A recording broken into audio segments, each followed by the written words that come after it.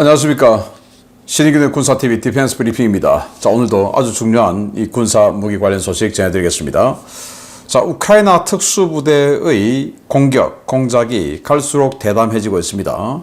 과거에는 이 드론으로 뭐 작업하고 뭐 이랬는데 이제는 뭐 그냥 제대로 좀 해버립니다.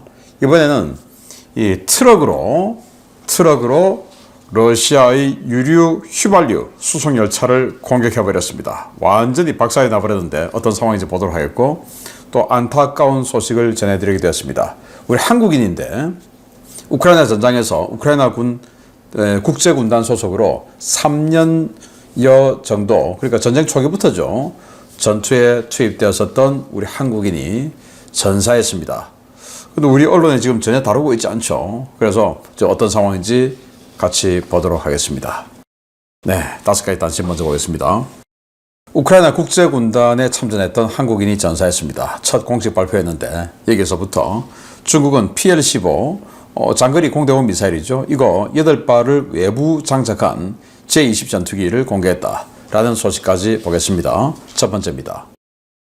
우크라이나에서 최초의 공식적인 한국인 전사자가 나왔습니다. 우크라이나 국제군단이 한국에서 온 대원 김정훈 씨가 최근 작전 중 전사했다고 밝혔습니다.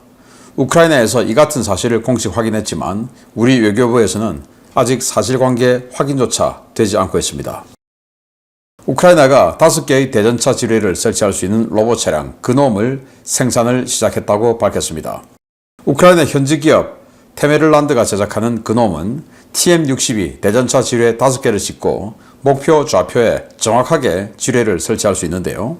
이제 우크라이나는 야간에 소리 없이 러시아군 진입로에 대전차 지뢰를 깔아달 수 있게 되었습니다. 이탈리아 총기 회사가 기존의 산탄총을 개량해 드론 방어에 특화시킨 STF-12라는 신형 모델을 출시했습니다. 길어야 60에서 80m 정도에 불과한 산탄총의 대드론 유효 사거리를 100m 이상으로 늘리면서도 위력과 정밀도는 유지한 모델인데요. 제조사는 총열을 개선하고 특수 탄약을 사용해 드론 요격 능력을 극대화하겠다고 설명하고 있습니다. 미 공군이 A-10C 퇴역을 가속화하면서 대책이 없이 A-10 공격기를 퇴역시키는 부대가 생겨나기 시작했습니다. 메릴랜드 주방위공군 제104 전투비행대대가 지난주 마지막 A-10C 공격기 2대를 퇴역시키면서 전투기 없이 유지되는 전투비행대 신세가 되었다는 소식입니다. 중국이 무려 8발의 PL-15 장거리 공대공 미사일을 외부에 탑재한 제-20 비스트 모드를 처음으로 공개했습니다. 내부 무장창에 4발의 PL-15가 탑재되는 것을 감안하면 12발의 장거리 공대공 미사일로 무장한 것인데요. 중국도 대규모 물량전으로 치러질 장거리 공중전 준비를 서두르는 모양입니다. 네, 이분입니다. 정말 안타까운 소식인데요. 나이가 좀 있다고 합니다. 3년여 동안 우크라이나 국제군단 소속으로 전투에 참가했었고 전선에서 전투 현장에서 전사했다고 밝혔습니다. 자, 공식 발표를 했는데 한국인, 사우스코리아 한국인이라고 발표를 했습니다. 우크라이나 정부 공식 발표입니다. 자, 그런데 우리 언론 아무데도 보도하지 않죠. 한국인이 우크라이나 전장에서 전사했다. 이게 굉장히 큰 뉴스일 수 있는데 아무도 보도하고 있잖아요.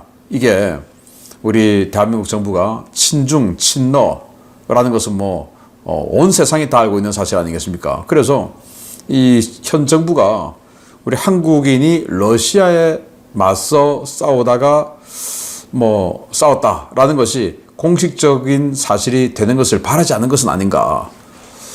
그래서 이분의 죽음이 이렇게 지금 묻혀가고 있는 것은 아닌가 하는 안타까운 생각이 듭니다.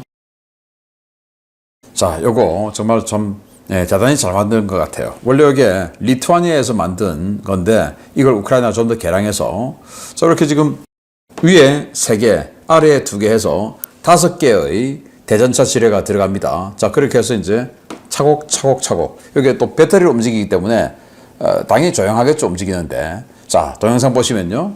네, 문을 열고 하나 떨구고 또 좀 가다가 문을 열고 하나 떨구고 그리고는 이제 문을 닫고 이제 2층에 있는 거는 이렇게 또 내림판을 내려서 이렇게 하나씩 떨구는데요.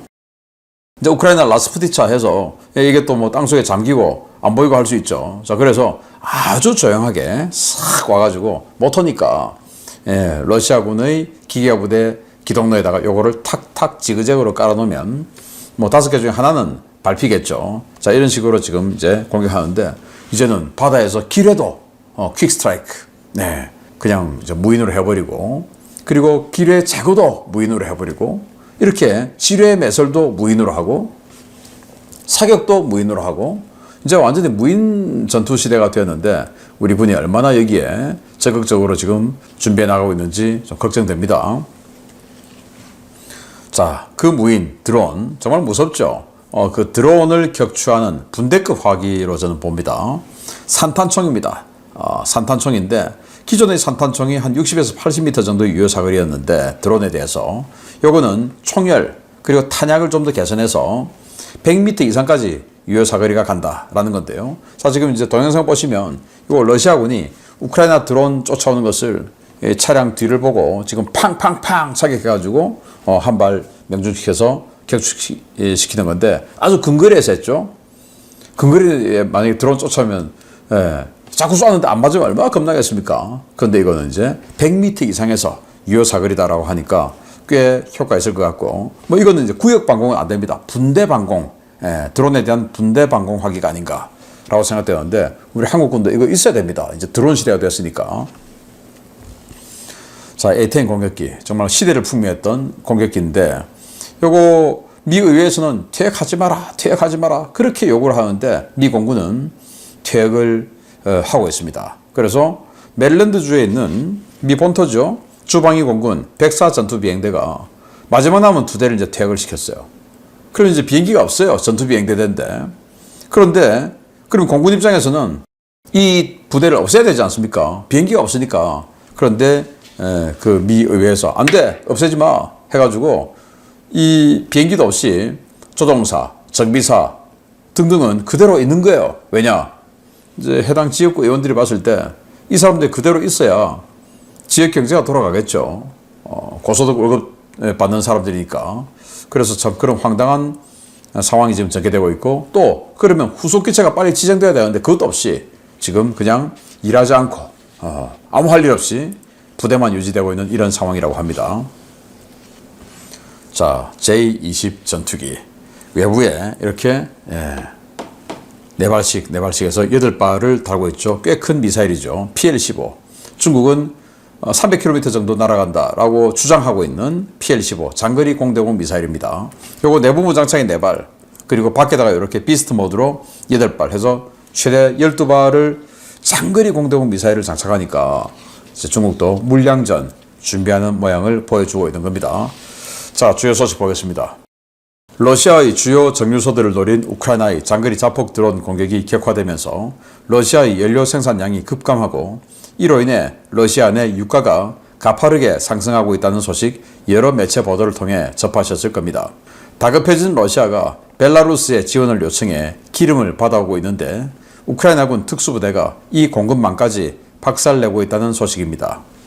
벨라루스에서 대량의 정제유, 휘발유를 받아 모스크바로 수송 중이던 러시아 열차가 스몰렌스크 지역에서 트럭과 충돌해 탈선했으며 이로 인해 수십 량의 열차에 실려있던 연료에 불이 붙어 이 일대가 전소됐다고 타스 통신이 보도했습니다. 지난 주말에 발생한 이번 사건은 벨라루스에서 출발해 모스크바로 가던 연료 수송 열차에서 발생했는데요. 해당 열차는 스몰렌스크시 외곽의 한 건들목에서 사람이 타지 않은 트럭의 기습적인 공격을 받았습니다. 건널목에서 열차를 기다리던 이 트럭은 열차가 접근하자 차단봉을 부수고 철로에 진입했는데요. 트럭의 진입을 확인한 기관사가 급히 제동을 시도했지만 열차는 트럭과 충돌한 뒤 폭발하고 그대로 탈선했습니다. 연료와 각종 물자를 싣고 있던 이 열차는 최소 18량이 탈선하고 불길에 휩싸였는데요. 러시아 소방당국이 화재를 완전히 진화하기까지는 이틀이 넘게 걸렸고 현재 해당 구간의 열차 운행은 폐쇄된 상태입니다. 우크라이나가 철도의 선로를 파괴하거나 교량을 폭파하는 방식으로 러시아의 물류를 교란한 적은 있었지만 무인 차량으로 충돌시키는 방식으로 열차를 직접 공격한 것은 이번이 처음인데요. 점점 대담해지는 우크라이나의 다음 표적은 어디가 될지 주목됩니다. 네, 어우, 화면 보십시오. 정말 엄청납니다. 화질도 좋아요. 지금 보시면요. 네. 화염이 그냥 뭐 계속 치솟아 오르고 있습니다. 왜? 휘발유 탑재한 열차였기 때문에. 그래서 이거를 화재를 다 진압하는데 이틀 걸렸다고 해요. 이틀. 네. 완전히 그냥 박살이 났는데. 자, 이번은 좀 이 특이한 방식으로 이 열차를 공격했습니다. 뭐 드론이 가서 들이받은 것도 아니고, 저 우리 기차 타고 가면은 이 건널목 있지 않습니까? 그 차단봉 내려와서 땡땡땡땡 소리 나고 이렇게 내려와 있는데, 거기 이제 트럭이 한 대 서 있었던 거예요. 그런데 그 트럭에 사람이 없는 겁니다. 무인으로 작동하는 트럭입니다. 아마도 폭발물이 실려 있었겠죠. 그런데 우크라이나가 알고 있는 이 유류 수송 열차가 진입하는 것을 딱 미리 시간 알고 있었겠죠. 그리고는 거기다 딱 대놓고, 왜? 그 시간 알고 가야 자기가 바로 그 차단봉 앞에 1번으로 쓸 거 아니겠습니까? 그래서 1번으로 딱 섰다가 거기 오는 걸 보고 바로 가동해가지고 차단봉 깨고 들어가서 철길 중간에 그냥 서버린 겁니다. 그러니까 기관사는 그걸 보고 급 브레이크를 받은 거죠. 밟은데 안 되는 거죠. 들이받고 폭발하고, 그리고는 폭발하면서 들이받았으니까 이 충격에 의해서 계속 뒤에 운동 에너지 관성에 의해서 계속 열차는 달려오고 기관사는 충돌과 섣버렸고, 그러니까 이제 지그재그로 이렇게 탈선해서 삐져나왔고, 삐져나오면서 유류는 또 폭발하고 이렇게 됐다고 합니다. 어디냐? 자, 벨라루스에서 이렇게 러시아로 들어가는 길, 모스크바로 가는 길, 여기 국경에 조금 더 나오면 있는 스몰렌스크라는 지역에서 이런 상황이 생겼는데, 자, 뭐 이 연료 열차들이 이렇게 폭발하고 불타고 있습니다. 자, 그래서 이제 뭐 러시아가 상상하는 우크라이나 특수부대의 열차 공격은 교량 이런 거 폭발물로 폭파시키고 끊어버리고 뭐 이런 거였는데, 이제는 뭐 교량, 그래서 교량 쪽에 뭐 신경 쓰고 했는데, 이제는 그게 아니고 건널목에서 그냥 차로 그냥 길막을 해버리고 폭파시켜버리니까 거기다가 트럭에 사람도 없고 이런 방식으로 처음 이제 직접 타격을 했는데, 이제 앞으로 또 어떤 방식이 또 등장할지 러시아는 고민이 깊어질 것 같습니다. 오죽하면 정말 최대의 산유국 중 하나가 이 러시아가 다른 나라에서 지금 정유된 정제유를 수입해 오겠습니까? 바로 우크라이나의 공작 때문이다. 네, 러시아 점점 힘들어지고 있습니다. 계속 알려드리겠습니다. 마치겠습니다. 감사합니다.